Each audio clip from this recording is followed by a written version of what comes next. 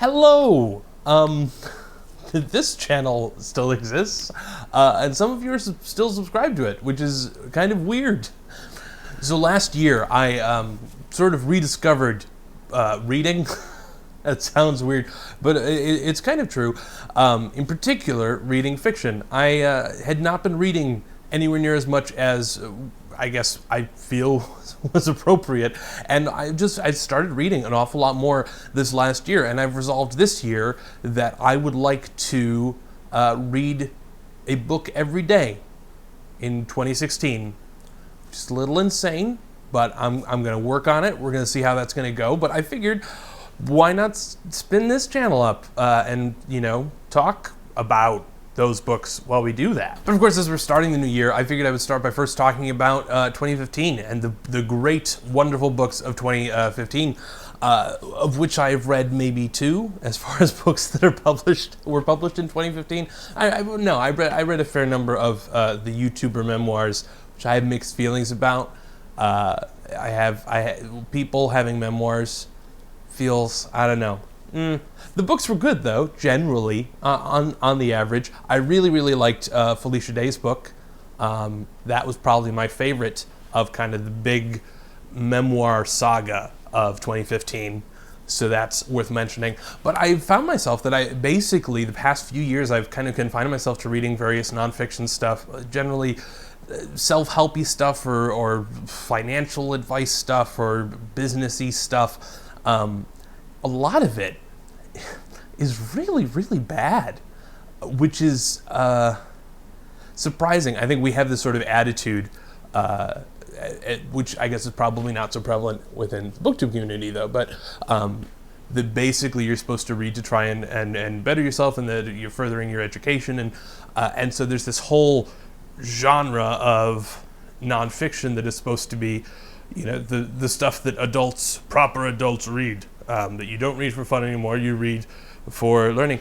A lot of nonfiction, though, is really, really sappy and repetitive and just generally not particularly helpful. I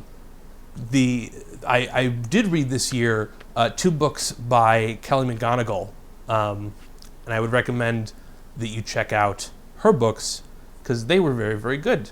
And I enjoyed them very, very much. They were the exceptions to the rule. But as I said, this year, I also started getting back into fiction, and it kind of happened by accident. I think what happened was I was watching Brandon Sanderson's lectures. He does a creative writing class at BYU, and the videos of that lecture go online. And I was like, I would like to write things and be good at writing things, because I am not. And so I was watching those lectures, and then I was like, you know what? I've never read any of the things that this person has written, so I don't know. Yeah, maybe I should do that. And so I started going through Sanderson's Cosmere stuff. I think right now I'm in the second of the Stormlight Archives. Is that right? Yes, the second of the Stormlight Archives. I'm like halfway through that book. Very, very enjoyable. But more importantly, it got me back into like, oh, yeah, fiction is fun. This is this is like something that I would like to spend a lot of my time back involved in. I used to read a lot more as a kid, and I don't know, it just sort of drifted away. But I'm very excited to have jumped back into that, and so I read a lot of Sanderson stuff over the past year, and also just started, not just started, but I went back and read a bunch of the Poirot Agatha Christie books, which are great. They're short, and they're just niblets, and it's enjoyable. Part of it is that I loved the BBC series, and so I was like, let me just read this. It's been long enough that I'm not going to be entirely spoiled. And I was very pleasantly surprised, especially with The Murder of Roger Akroyd, that wow, this is a heck of a lot better than the BBC series, which is still it's one of my favorite TV things, and now the book thing is better than the TV thing, so that's great. So yeah, all in all, I think I read about 77 books. I'm big on the Goodreads and the tracking. I like being able to check off when I get things done. But read a whole bunch of stuff this year, and those were very enjoyable. But I want to talk about my favorite book, which it's because I love this book so much, And it is, which it may not surprise some of you who know me, is The Martian by Andy Weir. The Martian, of course, having picked up an awful lot of traction over the past few years. I think the original release was in 2012 when it was published for free, which that would have been nice. I really liked the audio. I've been really kind of obsessed with audiobooks lately, but really like the audiobook. There's a certain class of book where it's just when I like the story and the performance of it enough that I put it on as I fall asleep. I set like a 60-minute sleep timer and hope that I don't have to wake it up and set another sleep timer. But this book is just, and it's a very small number of books, just the ones that I enjoy enough and I know well enough that my brain will start to jump ahead in the story and I'm just sort of falling asleep. The Martian was like that for me. It was, I don't know, it was the sort of thing where it kind of reminded me of what I really liked about sci-fi as a kid. And in particular, the idea of sci-fi that tries to at least explain away its premise. There's so much sci-fi is kind of high fantasy or just space opera type of stuff, and I like the hard sci-fi stuff. And yeah, I guess the more contemporary stuff that I'd read had all been sort of dystopian and the cyberpunk stuff, and it gets to be depressing after a while. And I'm like, I like to have stuff that is fun to read and seems plausible and does not make me sad about the future of humanity, and The Martian checks all of those boxes. I love the book so much that I basically decided that I can't see the movie, which kind of makes me sad, but it's just, I know that if I see the movie, then it's going to color my own imagination of the story, and because it's something that I go back and listen to over and over and over again, I don't want to risk it.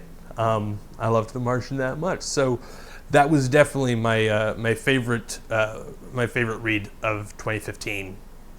So if you haven't read it, I would recommend that you watch it. If you haven't seen the movie, I have no recommendations to make because I have not and likely will never see The Martian just because I'm scared. Anyway, so that was my 2015 as far as books go. I'm interested to know, for those of you who read a lot, what are the things that you truly loved? I'm always kind of really eager to find those few books that just really grab you and become those favorites that you always want to go back to.